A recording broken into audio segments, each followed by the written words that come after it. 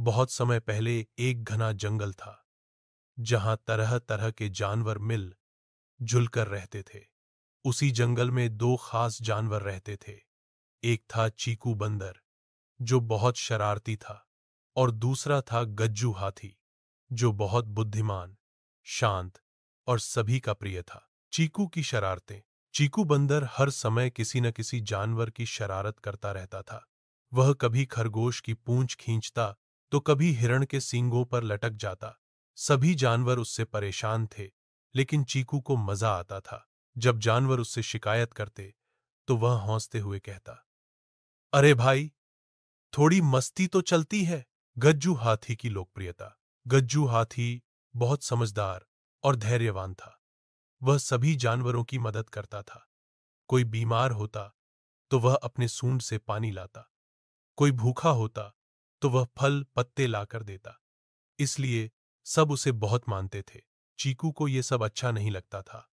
वह सोचता, ये हाथी सबका हीरो कैसे बन गया? सब इसकी तारीफ क्यों करते हैं?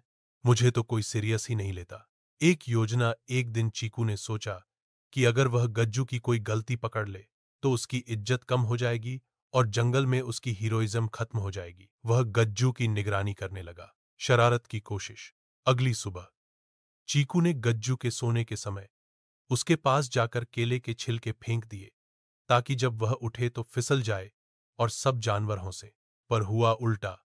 गज्जू जैसे ही उठा, उसने छिलकों को देखा और बोला, ओह, कोई गिर सकता है, इन्हें हटाना चाहिए। उसने अपनी सूंड से सारे छिलके उठाए और पास के गड्ढे में डाल दिए। चीकू पेड़ से देख रहा था और चुपचाप बुदबुदाया, ये तो चालाक भी है और सजग भी। अगली चाल।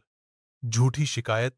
अब चीकू जंगल के राजा शेर के पास गया और बोला, महाराज, गज्जू हाथी झरने के पास सारे फल खुद खा जाता है और बाकी जानवरों को कुछ नहीं देता। शेर ने कहा, अगर ऐसा है तो हमें देखना चाहिए। शेर ने अगली सुबह खुद झरने के पास छुपकर देखा तो क्या पाया? गज्जू हाथी पेड़ों से पके हुए फल तोड़कर पहले खरगोशों, हिरणों और तोतों को बांट रहा था। खुद उसने एक भी फल नहीं खाया। शेर ने चीकू को डांटते हुए कहा, झूठ बोलना बहुत बुरी बात है। गज्जू जैसा सेवा भाव सब में होना चाहिए। चीकू की सीख। अब चीकू को अपनी गलती का एहसास हुआ। वह गज्जू के पास गया और बोला, माफ करना गज्जू भाई, मैं आपसे जलता था इसलिए गलतियां की, लेकिन अब मैं भी आप जैसा अच्छा बनना चाहता हूं। गज्जू मुस्कुराया और बोला, कोई बात नहीं चीकू, समझदारी का पहला कदम है अपनी गलती मानना। चलो, अब हम दोनों मिलकर जंगल की सेवा करेंगे। उस दिन से चीकू बंदर ने शरारतें छोड़ दीं और गज्जू हाथी का अच्छा दोस्त बन गया। कहानी से सीख। दहा जलन और शरारत से कोई कुछ नहीं पाता। दहा समझदारी, सच्चाई और सेवा ही सबसे बड़ी ताकत होती है। यह गलती मानना भी एक बड़ी बुद्धिमानी है।